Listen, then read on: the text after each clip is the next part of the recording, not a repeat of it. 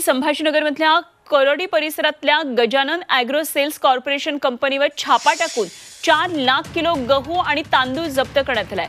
महाराष्ट्र आणि पंजाब राज्यांचा 4 लाख किलो तांदूळ जप्त करण्यात आलाय।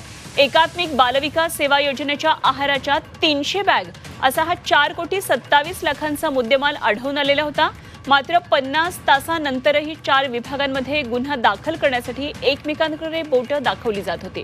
शेवटी महिला बालविकास विभागाकडून 1,45,300 रुपयांची पोषण आहाराची पाकिटं सापडल्याची ही तक्रार पोलिसांना देण्यात आलेली आहे।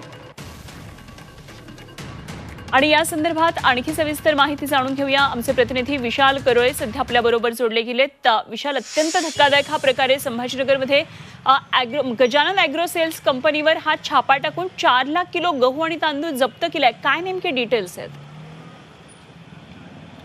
अनुपमा, शनिवारी ही सगळी कारवाई झाली होती आणि 4 लाख किलो तांदूळ इथून जप्त करण्यात आला होता आणि तांदूळ जप्त केल्यावर त्यावर गुन्हा दाखल व्हावा इतकीच माफक अपेक्षा होती। मात्र या सगळ्या घटनेला आता 50 तास उलटून गेले आहे, मात्र अजूनही गुन्हा दाखल झाला नव्हता आणि अखेर गुन्हा दाखल झाला।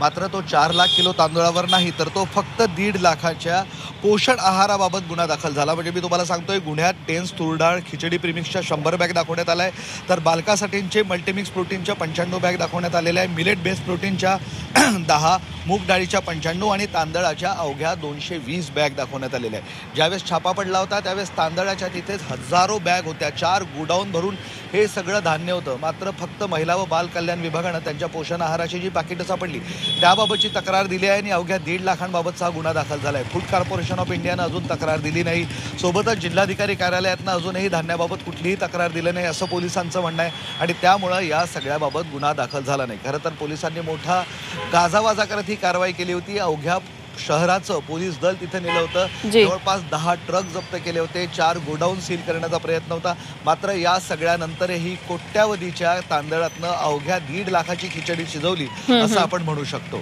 त्यामुळे या सगळ्या प्रकरणाची आता चौकशी करण्याची मागणी होते। जी विशाल, धन्यवाद दिलेल्या या सगळ्या सविस्तर माहितीसाठी।